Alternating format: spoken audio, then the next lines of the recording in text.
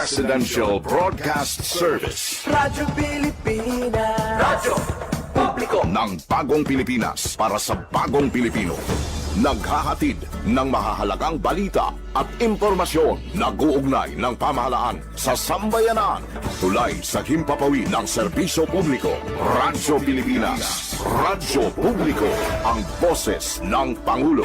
Sa Iloilo, Radyo Pilipinas. 585 AM. Oras sa Radyo Pilipinas, Philippine Standard Time, alas 8:35 sa aga.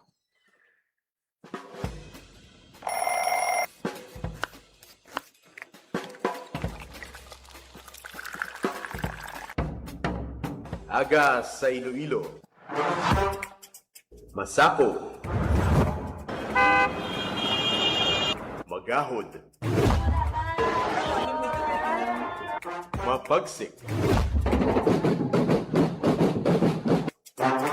Panibagong adlaw pagkatapos ng paghuway sang gabi antes. Bag-o nga paglaom. Isa naman kapag himakas sa matahong nga palaaputon.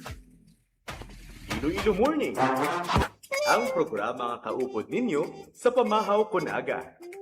Magadulong sang labing ulihi nga balita, mga istorya halin sa Iloilo, kag iban nga bahin sang rehiyon, mga ginahuluhang balan, kag mga trending topic sa social media.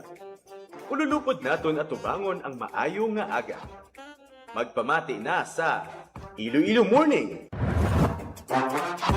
Diri sa 585 kHz sa AM bands ang inyong mga radyo. Radyo Pilipinas Iloilo, the only government radio station in Western Visayas. Siguro gatudo ang laway, hindi makatulog sang dugay. Hay, inday. Mayong aga Pilipinas, good morning Liwat Western Visayas. Welcome sa Iloilo Morning Program. Pay, Kumusta ang inyong adlaw? How are you? Ari na kita sa unang adlaw sa bulan sang Hulyo. hay, Tapos ng bulan sang Hunyo. Tapos ang ulang nagbukas klase. Ari na kita sa month of July. Kag ang bulan sang Hulyo wala por sa sila. ulog naton ang National Disaster Resilience Month.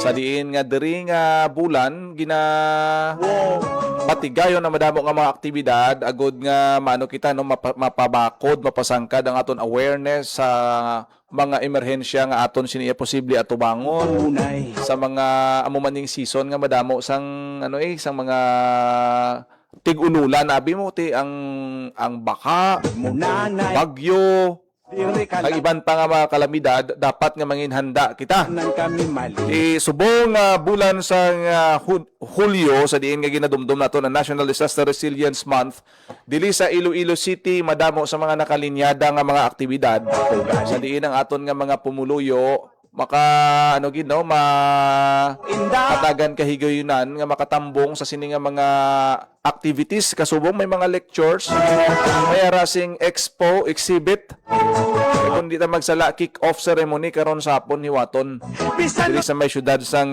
Iloilo. basta wala lang sang away. Ini pursuant sa Executive Order number 29 series of 2017 Sa dugan ko ka panalaytay. nga may tema subong nga tuig nga naghahanda at kumikilos tungo sa panatag na bagong Pilipinas. Ahay, sa Kahapon may press ko naging patawag ang Iloilo City Government ginatapuan ini sa mga miyembro sang City Disaster Risk Reduction Management Office, Office of the Civil Defense Region 6 sa presensya ni Attorney Melissa Banyas. ay gali na Agod iplastar ang mga nakalinyada nga mga aktibidad sa subong iyang bulan. Hindi lang for documentation o kung masiling naton nga mga ceremonial activities. Kundi importante nga sa kick-off ceremony sang aton nga pag sa ulog subong sang National Disaster Resilience Month. May may ma-reflect ini sa aton sinitag sa ka mga komunidad. Hindi pwede nga sa lang kita sa programa. Dapat suportahan ini isang aton siniya lokal nga panguluhan down to municipalities and mga barangay naton kay ti ang ang frontliners once nga magatubang kita sang mga kalamidad kag mga challenges sa aton siniya nga panahon kag climate change daan subong niya obvious and evident ang mga sintomas sa aton siniya nga palibot. Tingala kita nga tingulan na pero kung magtig-ilinit grabe man. Tungod sang pagbag-o sa aton sini nga panahon, madamo kita sang mga weather disturbances Si Tuto kag mga kondisyon nga ti dapat handaan. natulog sang dugay.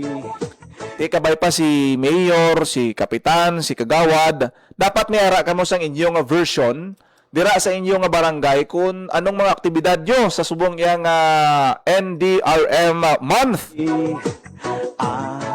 Para nga ma-remind ang aton nga mga pumuluyo, especially ang arabla sa mga flood-prone areas, landslide-prone areas, sulit-suliton gid ang mga impormasyon, mapuslanon nga mga impormasyon and tips kung paano mag-evacuate diin ang mga lugar nga pwede naton masaylo ang aton nga mga pumuluyo once nga may mga kalamidad kita nga posible atubangon. May mga drills kita, simulation exercises, meeting sa aton sini nga mga pumuluyo. Importante na.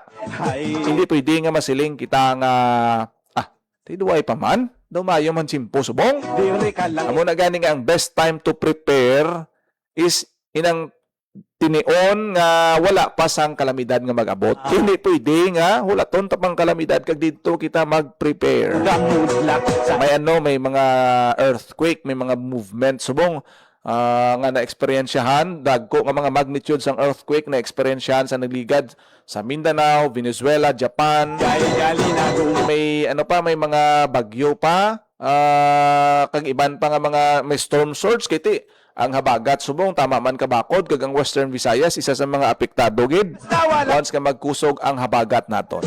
pangabuhi. Ikabay pa no nga sa subong nga bulan kita ma-enlighten, mangin aggressive sa aton siniya nga pag dumdum no kapag sa ulog sang National Disaster Resilience Month paagi sa pagtambong, pagsuporta, pagbuylog sa mga aktibidad Sa imo pang lakat matakugam. bilang pagpanghanda sa aton sining mga kalamidad. Ipalayag naton da karon kay diri sa Iloilo City.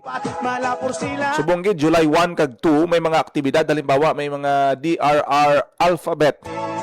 Maigalunsar sa aton nga mga daycare center sa diin nga sa lamaron nga edad ang aton nga mga kabataan, mga preschooler gina-orient sila no sa simple nga pamaagi nga ila mahangpan, ano ang emerhensya, ano ang ila himuon kung may mga kalamidad kita nga ginahimo. May mga series of lecture nga pagapatigayonon sa mga daycare centers diri sa may syudad sang Iloilo simultaneous ini.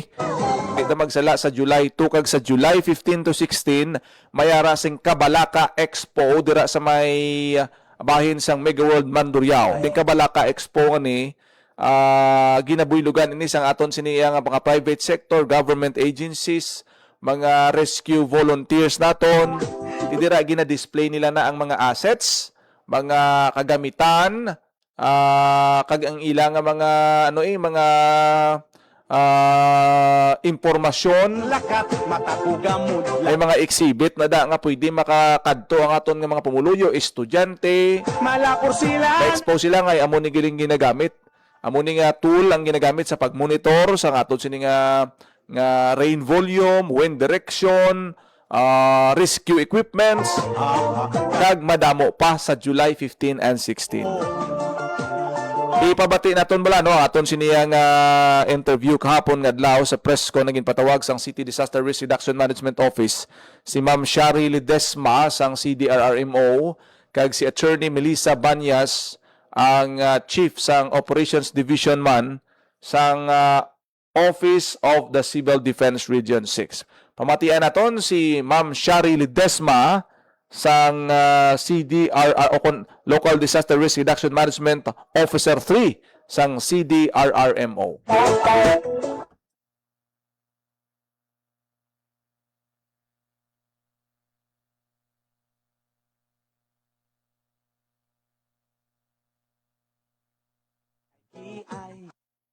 wala pa man kami may nabatian nga may ara sa DRR alphabet diri sa aton, no. So actually this DRR alphabet, no, this is in partnership sa aton nga mga daycare centers naton. So this initially started in partnership with sa ila, and ang una nga ginubra is ginpadrawing naton ang mga kabataan sa alphabets on DRR. Gipadrawing niya natin sila, and then later on, gin-enhance lang siya, no? Gin-enhance siya natin, no? So, we have several partners for this, no? Isa sa partner diri namon for the launching man kan sa DRR alphabet is ang aton nga University of San Agustin, ang Saseyon. From what we know, no, based on Nabatian si Mama Shari Ledesma may kang tanan sa ila sinigin organize nga DRRM Alphabet sa diin nga magabisita sila sa mga bulutuan, mga daycare centers para sa storytelling. Siyempre mga bata na yan mo, lain ang approach naton sa pag-educate sila, sa pagtudlo sila about emergency preparedness.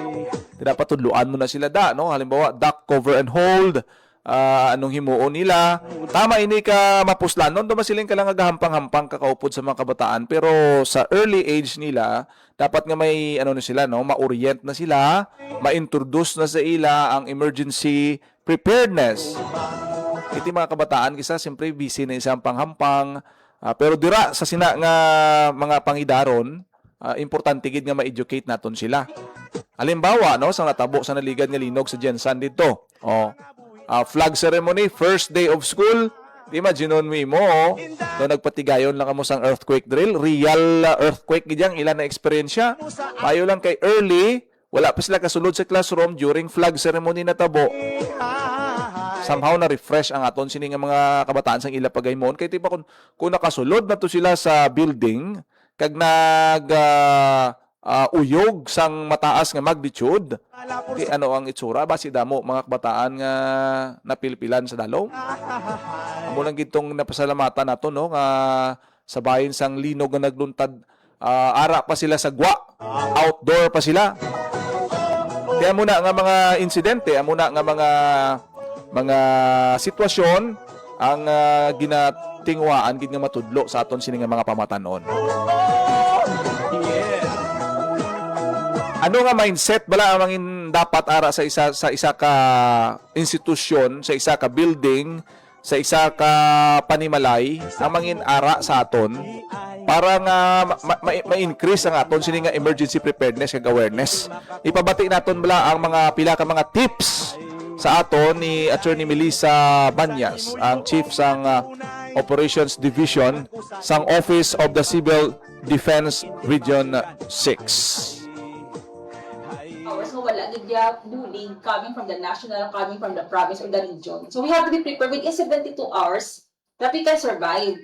So with that, no, siguro ang weakness natin, there is one of the challenges natin is how are we going to cascade this to the community nga paintindihon sila nga hindi kita mag-expect sang bullying sa first 2 hours or first 24 hours. Kasi diba, talking about the big war or even the worst case scenario, everybody will be affected. So, within 72 hours, dapat i-program ta na sa mind ta nga we have to be prepared with this particular 72 hours before the help will come. So, dapat amoy ng aton nga messaging sa ila nga di themselves at the local level, sa community, sa family level, mabalaan naton ang challenge is how to ensure na indeed na-implement natin ini kag mapaintindi sa mga pamilya. It's not because nga wala yalabot ang government. But it's just that at the end of the day, self-help na ginatawag also matters man. Kasi again, 72 hours expecta na yan nga everybody karan-karan and everybody will be affected. Even our assets will be limited, like hindi passable ang mga roads, hindi accessible. So with that, we have to really prepare with 72 hours. We have to be on our own. So, yun na. Nabatian si Attorney Melissa Banyas ang Office of the Civil Defense Region 6 ang pila ka mga tips. Usually, kung may mga ginapatigayon nga simulation exercises, lain nga level, wala sang seriousness ang aton nga gina-observe, no? Especially sa mga drill bala nga ginapatigayon. Isaya, daw gayuhom-yuhom pa ang aton nga mga kauturan sa mga drills and simultaneous exercises nga ginapatigayon.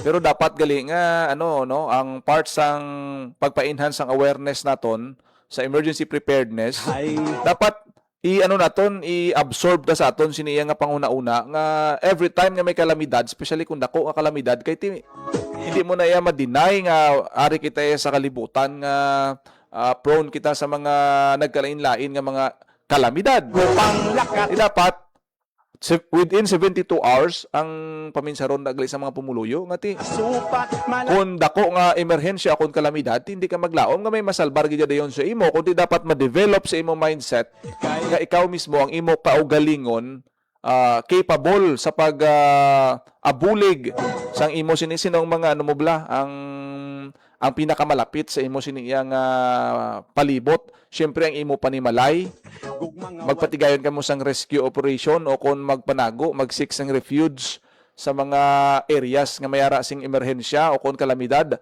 Ikaw mismo, no, halimbawa isa ka kaamay sa puluyan, iloy sa puluyan.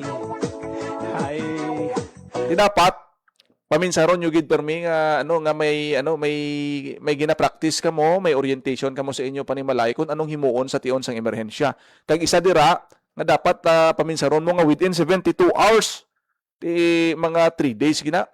For example, may baha or flash flood, bagyo, super typhoon. Hindi basta-basta nga ang bulig magtupa halin sa langit ihulog lang da sa imo. Kundi kinahanglan mo gid sang survival skills.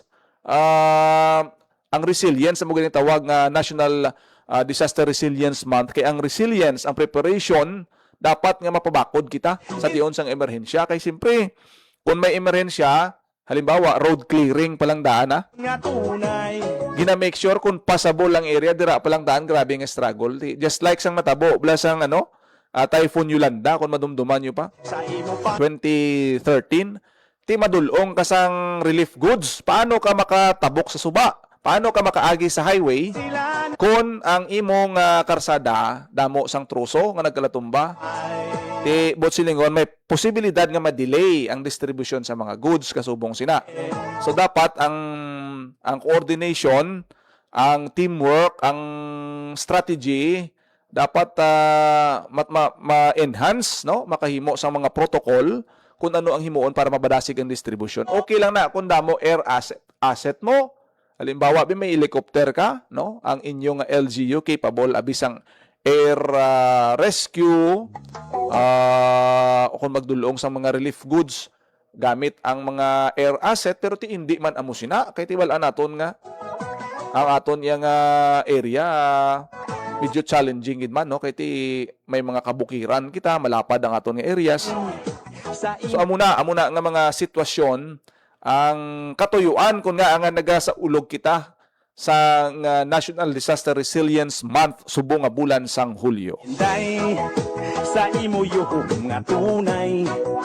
Una nga kung himuon sang tanan nga sektor collectively participate sa mga simulation exercises ang proper education kapag introduce sa mga skills kag mga mapuslanon nga mga tips Malilipat ako ginamabulig sa aton sini nga mga kabataan. sila na Bisan ano lang sunog, earthquake, ano himuon sa mga kabataan, diin maagi sila, diin ang pag-identify sa mga area, dapat pwede na may istoryahan sa aton sini nga pamilya, kung nagapanyapon kita nagatulog ka mo. At least ang awareness ma-introduce naton sa aton sini nga mga kabataan. Hindi pwede nga puro na lang hampang sang cellphone or i-search mo na lang da online mga o kung pagi sa mga games. Ay gina nga mayara sing interaction between sang family member kag sa aton man diya sa mga institution and government agencies nga amo ang naga spearhead no sang sining pagsaulog naton sang NDR National Disaster Resiliency Month subong nga bulan sang Hulyo. I-attend ka mo to sa mga sa Kabalaka Expo sa July 15 to 17. Iti kuan man na wala man na bayad kag nami ng exposure, pwede gani ka mag-serve as venue sa mga field trips, educational trips tulog sang sa aton sini nga mga bulutuan kung gusto nila. day. Sa imo yung Oras sa Radyo Pilipinas, Philippine Standard Time, alas 8:54 sa aga. nalipat Ginalauman dugay-dugay nga magatambong si Presidente Ferdinand Marcos Jr. sa 79th founding anniversary sang Philippine Air Force. Hukbong panghimpapawid ang aton nga presidente Sa imo ka matambong o kung dinapit nga bisita sa 79th founding anniversary sang Philippine Air Force. Andugan ko Ipalayag ta karon kung ano ang mangin sitwasyon no. Dito sa pag-abot sa aton sini nga presidente sa Villamor Air Base sa Pasay. Inday Wala na kita sang panahon diri sa aton sini nga pagpangalagad. Salamat gid sa inyo sini nga pagupod kag pagpamati ang iban nga mga balita. Bantayan nyo na lang sa Facebook page sang Radyo Pilipinas Iloilo kag sa iban pa nga mga programa sang Radyo Pilipinas. Ako na gid lamang inyo alagad kada agad General Baklay. star sa Ayong aga Pilipinas. God bless Iloilo. pay. Hay. Hay. Ang Presidential Broadcast Service Radyo Pilipinas. ng Bagong Pilipinas para sa Bagong Pilipino. Naghahatid ng mahahalagang balita at impormasyon na guugnay ng pamahalaan sa sambayanan. Tulay sa himpapawid ng serbisyo publiko. Radyo Pilipinas. Radyo Publiko. Ang boses ng Pangulo. Sa Iloilo, Radyo Pilipinas. 585 AM.